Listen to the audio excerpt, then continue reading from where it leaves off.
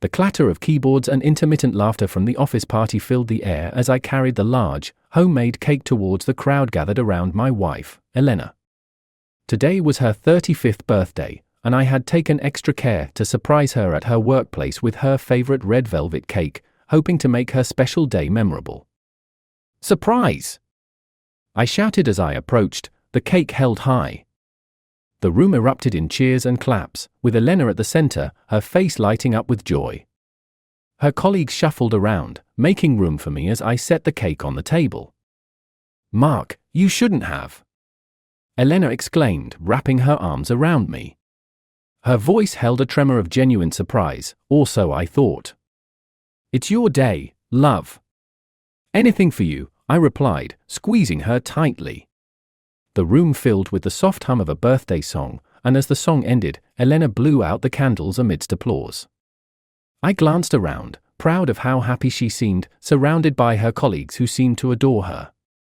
As the clapping faded, Tom, one of Elena's closest co-workers, stepped forward with a sleek, small gift box. "And here's something from me," he announced, handing it over with a cheeky grin.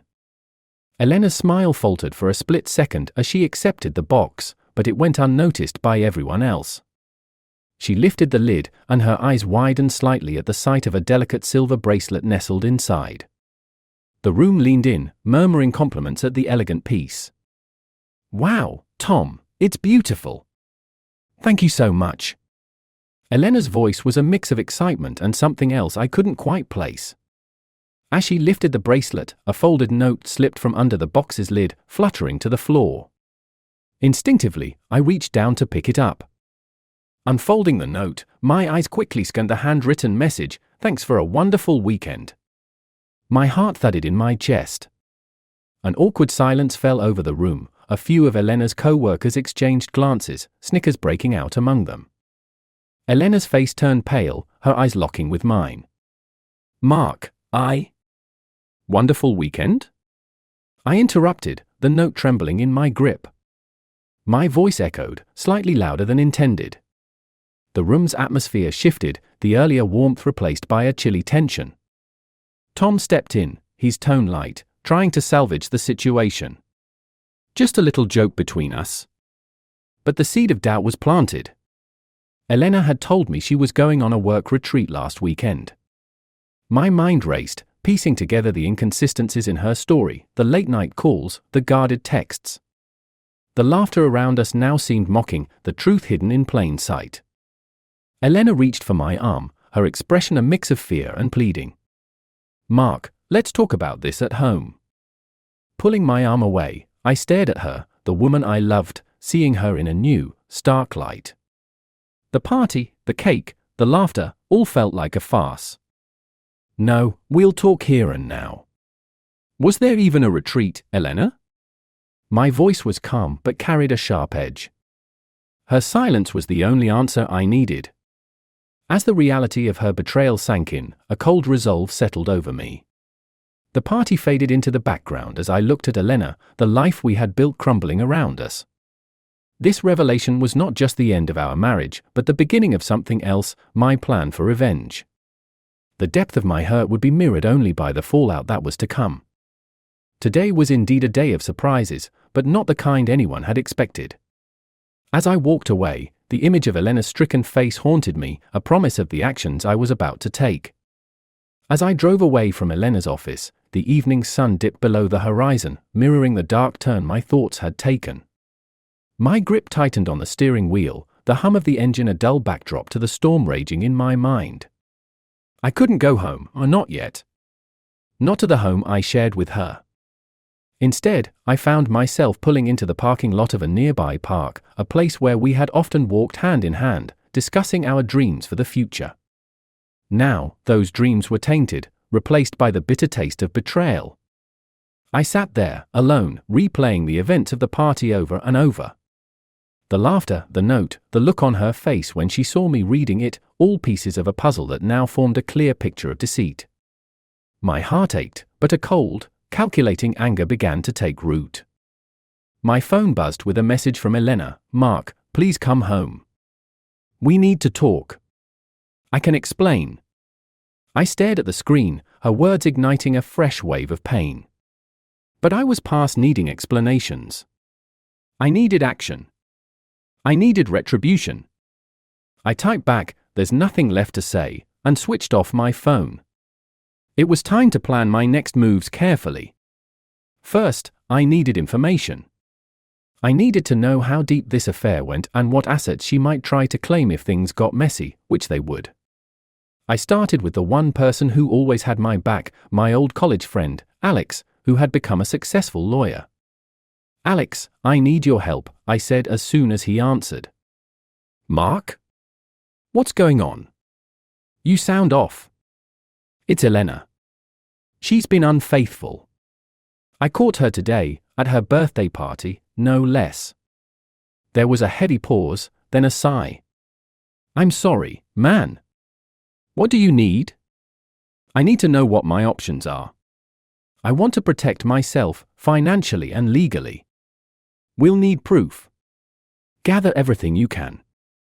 Emails, messages, any financial anomalies. Meet me tomorrow at my office.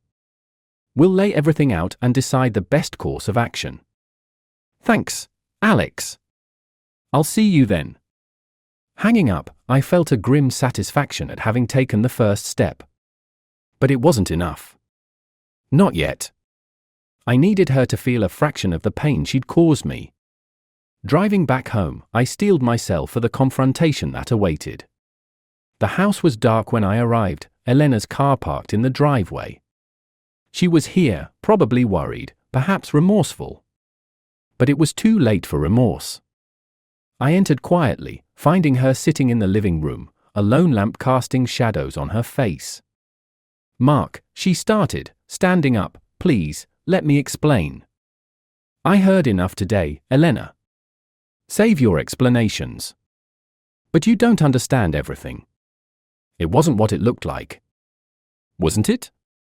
My voice was icy as I continued, "I trusted you, and you broke that. You broke us." Her eyes filled with tears, but I felt detached from the scene, as if watching it unfold from afar. "What are you going to do?" she asked, her voice trembling. "I'm seeing a lawyer tomorrow. Don't worry, you'll know my plan soon enough. For now, I'd prefer if you stayed somewhere else." The shock on her face was palpable, and for a moment, I almost felt a pang of regret. Almost. "I'll stay at my sister's then," she whispered, defeated, gathering a few things before leaving. Watching her drive away, I knew this was just the beginning. My plan for revenge had only just started to unfold. The night was long, and my thoughts were darker than ever, but I was resolute. This was only the end of our beginning, not the end of my story. Morning broke with a grim, grey sky as I made my way to Alex's office, the city around me bustling indifferently. My mind churned with a mix of determination and dread, each step forward fueling my resolve. Alex's office was a high-rise that overlooked the sprawling urban landscape. As I entered, his assistant greeted me with a nod, ushering me straight into his office. Alex stood by the window, his expression serious as he turned to face me. "Mark, good to see you, though I wish it were under better circumstances," he said, extending his hand. "Thanks for seeing me on such short notice, Alex," I replied, taking a seat across from him. He wasted no time. "All right, let's get down to business. You said you caught her yesterday? What exactly happened?" I recounted the events at Elena's birthday party, the gift, the note, and the subsequent confrontation. Alex listened intently, his brow furrowing with each detail. "That's a tough break. I'm sorry, Mark. Now, regarding the divorce, there are several strategies we can consider depending on what you want out of this. Are you looking to expose this affair? Or is keeping things quiet more your angle? I want her to feel the impact of her actions, Alex. Quietly doesn't serve that. I need her to understand the gravity of what she's done," I stated firmly. Alex nodded, jotting down some notes. "Understood. We'll need solid proof of the affair to leverage in negotiations. It'll strengthen your case, especially in dividing assets and determining any form of alimony. I've started gathering evidence. Texts, emails. I'll check financial records for anything out of the ordinary. Good. I'll need all of that. Plus, I suggest hiring a private investigator to document the affair more concretely. It's important we cover all bases. I agreed, feeling a twinge of satisfaction at the thought of building an ironclad case against Elena. What about our assets? We'll aim for a favorable split. You've been the higher earner, correct? Yes, and I've contributed more towards our savings and investments. We'll draft a proposal based on that. Meanwhile, keep a low profile. Avoid confrontations. Anything you say or do can be used against you. I nodded, understanding the stakes. As I left Alex's office, armed with a plan, I felt a cold, strategic calm settle over me. The next steps involved setting the legal gears in motion and ensuring that every move was calculated and precise. Returning home, the house felt eerily silent, a stark contrast to the whirlwind of activity at Alex's office.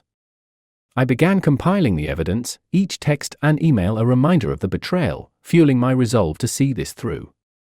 Late in the afternoon, as I organized financial statements, my phone rang. The screen displayed Elena's name. I hesitated but answered, curious about what she might say. "Mark, are you sure about this? Isn't there a way we can talk it out?" Her voice was shaky, desperate. "The time for talking passed when you decided to betray our marriage, Elena. I'm seeing this through." "So, it's just revenge?